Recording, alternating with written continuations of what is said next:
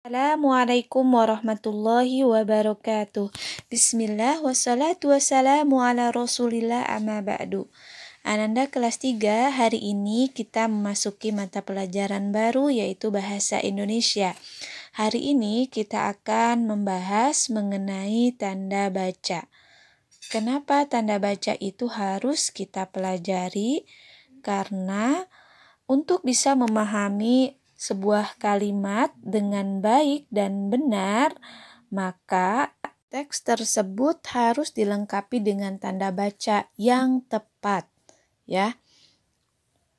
Kita bahas yang pertama adalah tanda baca titik 2. Tanda baca titik 2 ini fungsinya ada 2. Yang pertama untuk penulisan identitas. Contohnya nama, spasi atau diberi jarak, titik 2, kemudian spasi, kemudian Muhammad. Usia, kasih spasi, titik 2, spasi, kemudian 10 tahun. Jadi, tanda baca itu tidak boleh langsung nempel, misalnya alamat, langsung titik 2, langsung Ciomas. Jadi, di antara titik 2 itu harus ada spasi atau jarak. Seperti ini cara penulisannya, ya. Kemudian, penulisan nama surat dan ayat. Contohnya, aku hafal surat Al-Baqarah. Kasih jarak, titik 2, kasih jarak 255. Seperti ini ya. Jadi, cara penulisannya pun harus diberi spasi atau jarak.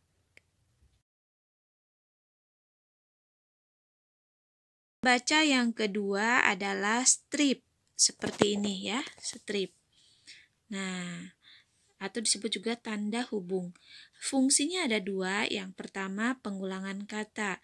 Contohnya adalah kupu-kupu hinggap di bunga.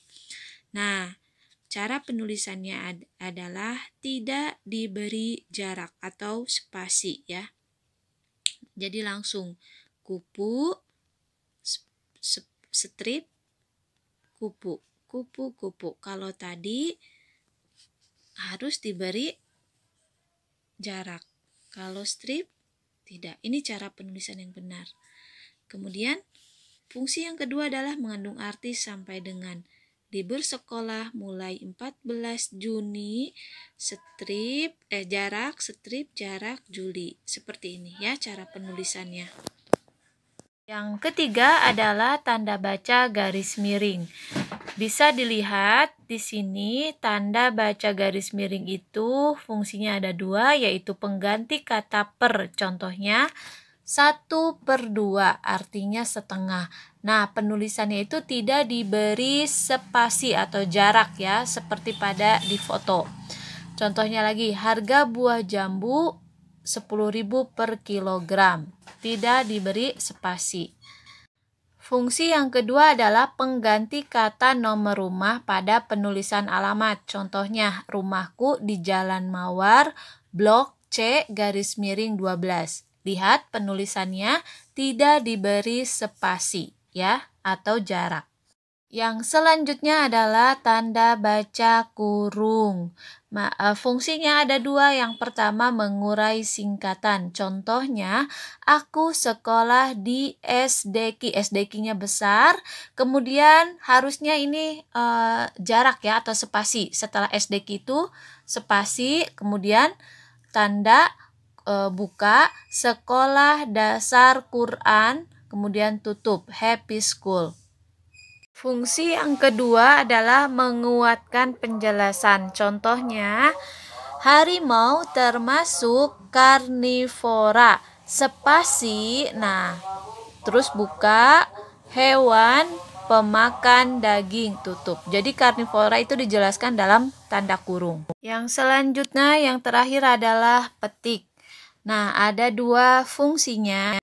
Fungsinya yang pertama adalah perkataan dalam teks dialog. Contohnya, Adam, spasi, titik 2, spasi, tanda petik, langsung kalimat, kemudian tanda petik. Jadi, tanda petik itu dengan sebuah kata tidak ada spasi. Seperti contoh ya.